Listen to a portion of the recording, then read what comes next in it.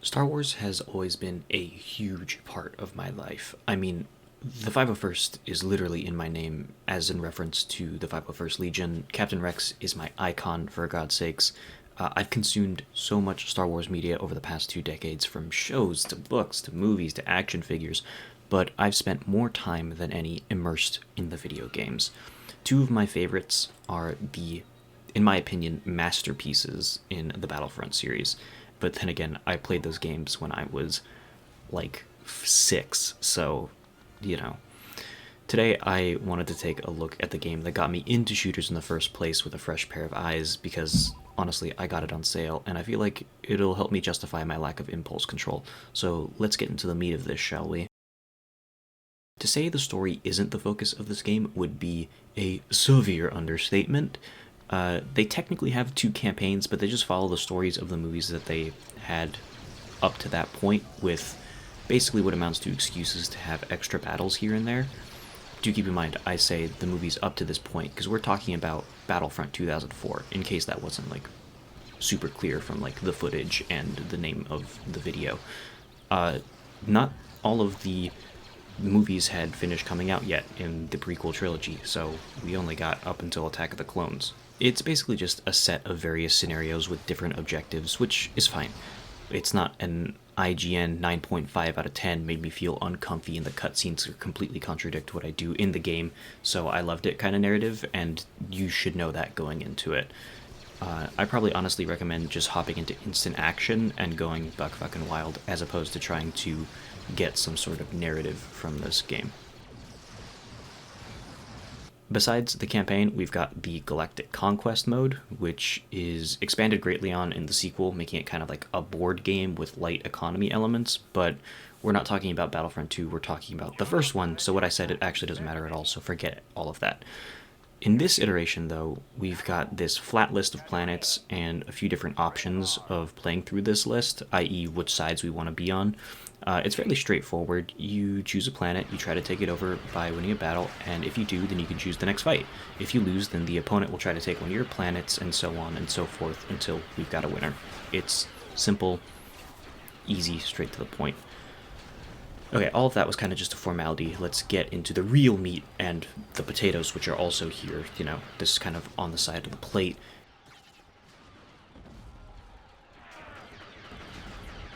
The gameplay.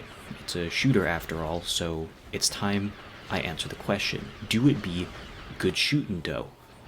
Yes, it do be. Do. Surprisingly, you can switch between first and third person with a single button press, which is interesting because first and third person, as I've kind of found, have different uses, I guess would be the good way to put it. The maps are fairly well made and give a good variety of short corridors and enclosed spaces, and then long range battles that are good for just like open areas for vehicles and things like that. They're not great designed, and you know the graphics are it's not the prettiest, but it's serviceable and it does what it's intended to. Again, I found myself keeping in first person in those tight areas so I can snap between targets a bit easier, and then I went to third person in the more open areas to have a larger field of view. And I've also found that third person is significantly more accurate for some reason, especially at longer distances, which was odd, but you know, it just kind of how it shaked out, I guess. The shooting overall is tight and it feels good even for today's standards, I think, which I was actually very surprised by. I did not think that it would have aged well, but I've been playing a few more modern shooters recently, and it's not as fast as it. It's still kind of slow, but it's solid still. Even though it's not like the fastest, and it doesn't have a sprint button, the combat is quick, and you get into the fights quickly. Basically, for the entirety of the battle until the very end, when there's just a couple people left, you will find a fight very quickly most of the time.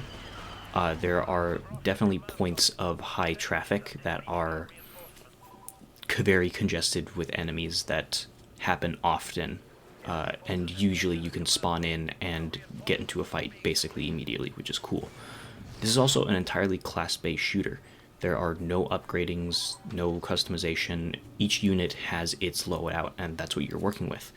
Every team has an assault class with like a machine gun kind of thing, a demo man, which has a rocket launcher, an engineer, which usually has like a shotgun kind of thing, a pilot with a grenade launcher, and a specialty unit. These are the jet troopers, the droidekas, the Wookiees, and the dark troopers. They're all pretty powerful in their own ways, but can be countered most of the time, except for the droideka, whose shield is impenetrable and is honestly a real pain in the ass, but that's kind of why I enjoy playing the clone so much, because it's more difficult.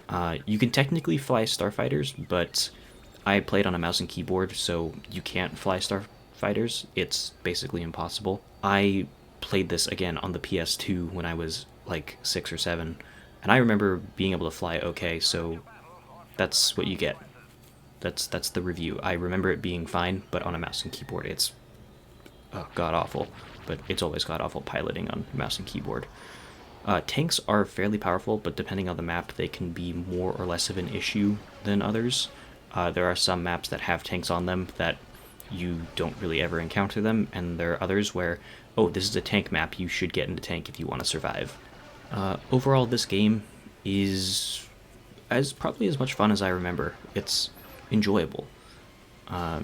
It's by no means perfect at all. It's definitely got its flaws, but for the $3 that I paid for it, yeah, hell yeah, it's awesome. Good bit of nostalgia, and it's surprisingly still fun.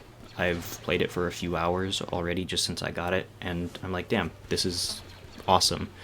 It's definitely a game that's great for knocking out some time, just like getting in, playing a battle or two, and then hopping out. It's not something that I would play for hours and hours on end like when I was a wee babe, but yeah, it's enjoyable. Okay, so this video was super quick. That was kind of the point. I'm working on something very stupid that's going to take a long time, so I just kind of wanted to make something in the interim, I guess. Yeah, thanks for watching again. I'll hopefully be back soon with my next video, but I have no idea how long it's going to take or what it's going to entail, because goddamn, it's the more I'm planning for it, the longer it's getting, so we'll see how it goes. Yeah, thanks again. You know, let me know what you think. This was kind of just, again, just a short a little bit. But yeah, thanks so much, and I'll hopefully be talking to you guys soon. See ya.